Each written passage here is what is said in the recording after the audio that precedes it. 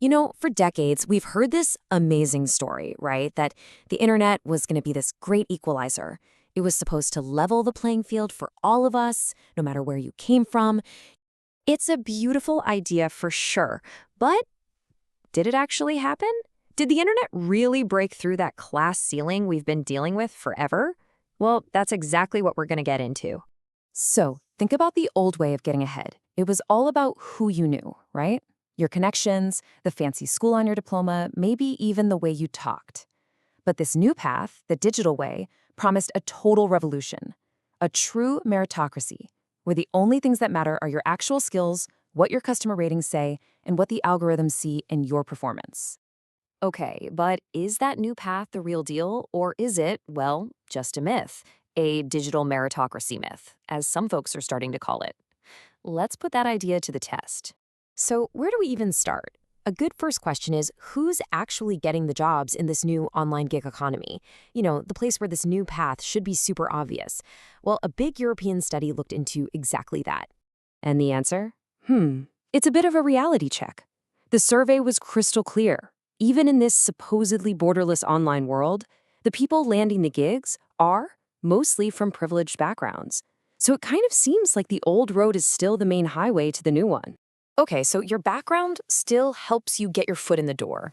But what happens after that? Once you're in, does everything level out? Is online work really free from all those old biases? Well, turns out it's a lot more complicated than you'd think. What the study found was really interesting. A person's background, usually tied to their education, still kind of sorts them into different types of online jobs, separating the high-paying professional stuff from the more routine work like data entry. But this is where the story gets really good. So class gets you a certain type of job. Fine. But once you're actually doing the work, what decides if you're successful? What about the quality of the job itself? Your pay, how happy you are with it? And here's the twist.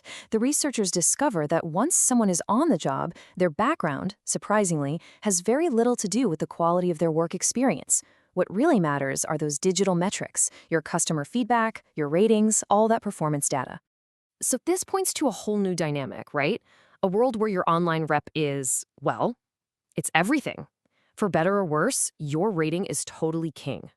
The researchers have a cool name for this, decoupling. The idea is that, yeah, your background might get you in the door, but the digital world then decouples or separates your inherited status from your actual performance. So if you're building a career online, this means your reputation, your data, it could actually matter more than your degree. It's like a crack in that class ceiling for sure, but maybe not completely shattered yet. But hold on, does this whole decoupling thing work everywhere? I mean, that's Europe. What happens if we look at a totally different place and a totally different kind of job?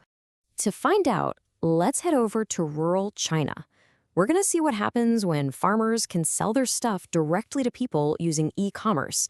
A digital harvest, you could say. And wow, the story here is completely different. A study looked at 2,000 rural households and found a super clear connection. When farmers started using e-commerce, their income went up. Simple as that. They actually put a number to it. You see this figure, 0.237? It's what economists call income elasticity. But don't worry about the jargon. All it means is that for every 10% jump in farmers using e-commerce, their incomes grew by about 2.4%. That's a real, measurable boost. But wait, here's the real punchline. When they zoomed in on the smallholder farmers, often the ones struggling the most, that number jumped to 0.312. Their incomes grew even faster. They were the ones who benefited the most from all this. So, what's the big takeaway here? In this situation, e-commerce wasn't just a fancy new tool for people who are already doing well. No, it acted as a true equalizing force. Just like the researcher said, it really lifted up the people who needed it most. So, we've got two pretty different stories, right? One is kind of complicated, and the other is a clear win for equalization. What that tells us is that the outcome here isn't a given. It all depends on the context and how we set things up. So how can we actually build these digital economies to be more inclusive on purpose? Let's check out a blueprint. But before we get into all the fancy stuff like ratings and e-commerce, we have to get back to basics. We're talking about simple access. This quote here from a community rep in Mongolia just hits so hard. It makes the digital divide feel so real. For so many people, the very first step, just getting a device, is the biggest mountain to climb. So, to deal with these huge challenges in a smart way, some organizations have come up with practical tools. This is something called the Digital Economy Kit. You can think of it like a playbook that helps a country figure out where it stands and then map out a real strategy for growth that includes everybody. This whole kit is based on 4 main pillars. First up, infrastructure. And look, this is way more than just fast Wi-Fi. It's the whole foundation. We're talking about power that stays on, digital IDs you can trust, and payment systems that actually work for everyone, so we can all get in the game.